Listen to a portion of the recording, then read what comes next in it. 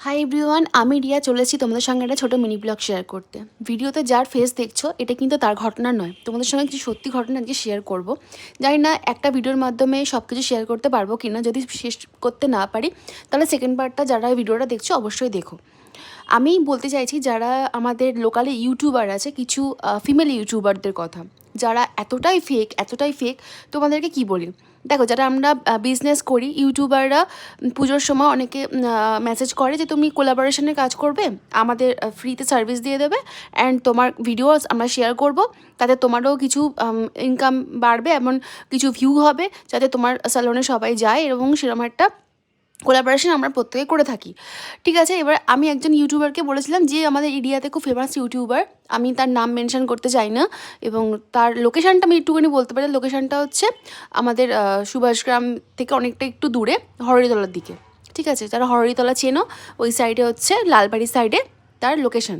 এবং সে আমার সাথে নিজে থেকে যোগাযোগ করে যে তার দিদির বোটক্স ট্রিটমেন্ট করতে হবে, না তুমি বোটক্স করে দিতে পারবে, এবং সেটা আমার সাথে কথা হয় পুজোর পঞ্চমীর দিনকে। তখন আমি বলি যে না, আপনার সাথে আমি আগে কথা বলেছিলাম কোলাবোরেশনের জন্য, আপনি তখন রাজি ছিলেন না, এখন পুজোর সময় পঞ্চমীর দিন আমি কোলাবোরেশন করবো, তো আমি বিজনেস করবো কবে?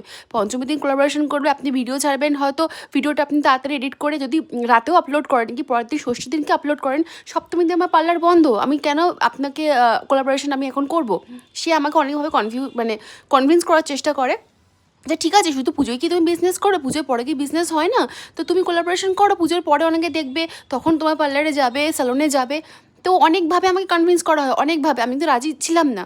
তো আমার সাথে বলার পরে আমি ঠিক আছে, আমি বোটক্স ট্রিটমেন্ট করবো, এবং বোটক্স ট্রিটমেন্ট আমি পুরো প্রপারভাবে ওনার সামনে, ওনার সাথে কন্ডিশন ছিল যে পুরো সিল প্যাক খুলে ওনার সামনে করতে হবে, যাতে উনি ভিডিওতে ওটাকে হাইলাইট করতে পারে। তো আমি সেটা পুরোপুরি রাজি হই, অ্যান্ড সেটা আমি পুরোপুরি করি ওনার সামনে। সব কিছু করার পরে উনি ট্রিটমেন্ট নেয় এবং খুবই হ্যাপি, আমার সাথে পিকচার তোলে, সব কিছু তোলে, আপলোড করে।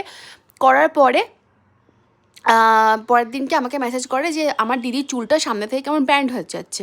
আমি বললাম যে ব্যান্ড হওয়ার সম্ভাবনা নেই, ব্যান্ড হতে পারে না। কিন্তু উনি কী করেছে, আদৌ সত্যি কথাটা আমাকে বলেনি। উনি ন্যানোপ্লাস্টিয়া ট্রিটমেন্ট করার পরে প্রচুর, মানে ওই দিন থেকে, মানে আমি বলেছিলাম যে আপনি একটু চুলটাকে ঢেকে রাখবেন একটা দিন, যদি পরের দিনকে পর ওয়াশ হয়ে গেলে ঠিক হয়ে যাবে। উনি বাইক নিয়ে র্যান্ডামলি ঘুরে বেড়ায় এবং কোনো স্কার্ফ ইউজ করে না, যার জন্য চুলটা একটুখানি ব্যান্ড খেয়ে যায়। এবং পরে তিনি আমি তারপরেও বললাম ঠিক আছে, যেটা যা হওয়ার আমি আপনাকে ঠিক করে দেবো। উনি কী হয়, আমাকে মেসেজে থ্রেট করে যে আপনার বিজনেস আমি খারাপ করে দেবো, লোককে বলবো যে আপনার বিজনেস খারাপ, আপনার মানে কাজ খারাপ। আনলাম যে এটা কি ঠিক? এরমভাবে হুমকি দিচ্ছ, ফ্রিতে সার্ভিস নিচ্ছ, হুমকি দিচ্ছ যে আমার বিজনেস খারাপ করবে, তোমরা নিজেদের কী মনে করো? সেকেন্ড পার্টটা তোমরা একটু ওয়াচ করে নিও।